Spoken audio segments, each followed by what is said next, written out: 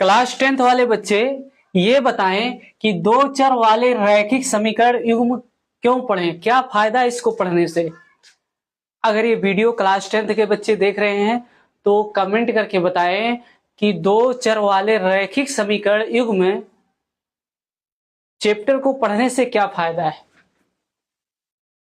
अगर आप फायदा नहीं जानते हैं तो इस वीडियो में बने रहें, मैं बताऊंगा क्या फायदा है।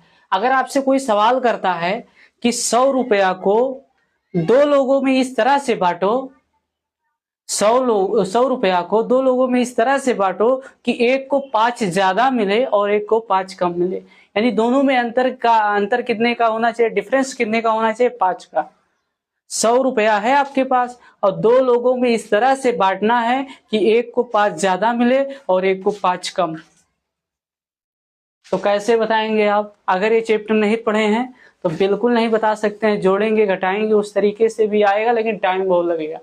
और ये चैप्टर कहीं ना कहीं इस प्रॉब्लम को सॉल्व करता है। देखिए कैसे इस प्रॉब्लम को 100 रुपया को दो लोगों में इस प्रकार बराबर बराबर बांटना है कि एक को 5 ज्यादा मिले एक को 5 कम मिले।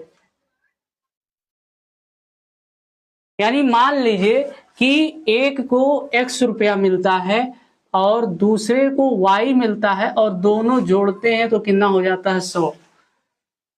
एक आदमी है उसको x रुपया मिलता है, दूसरे को y मिलता है, कुछ x का मतलब कुछ मिल रहा है और दूसरे को भी कुछ मिल रहा है, तो दोनों को जब हम जोड़ते हैं तो कितना होना चाहिए, 100 होना चाहिए।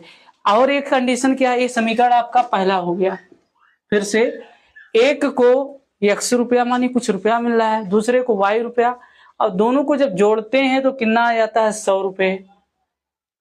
फिर कह रहा है एक को 5 ज्यादा मिले और एक को 5 कम, यानी दोनों में अंतर जो होना चाहिए, दोनों में अंतर जो होना चाहिए x माइनस वाई कितने के बराबर होना चाहिए, 5 के। बस यही क्वेश्चन सॉल्व करना था। 100 रुपया था, दो लोगों में इस तरह से बांटना था, देना था कि दोनों को जोड़ें तो 100 हो जाए, और एक कंडीशन ये भी था कि एक को 5 ज्यादा मिलना चाहिए एक को 5 कम मिलना चाहिए। अब इसी को सॉल्व कर लेंगे, आपको पता हो जाएगा कि हर एक को कितना कितना रुपया मिलेगा। तो इसको सॉल्व करने का कई तरीका है। आप प्रतिस्थापन विधि से सॉल्व कर सकते हैं, विलोपन विधि से सॉल्व कर सकते हैं, वज्र गुणनखंड विधि से सॉल्व कर सकते हैं, ग्राफिकल मेथड से सॉल्व कर सकते हैं, प्रतिस्थापन विधि यानी कि रिप्लेसमेंट मेथड से सॉल्व कर सकते हैं, विलोपन यानी एलिमिनेशन मेथड से। चलिए हम इसको एलिमिनेशन मेथड से सॉल्व कर रहे हैं। देखिए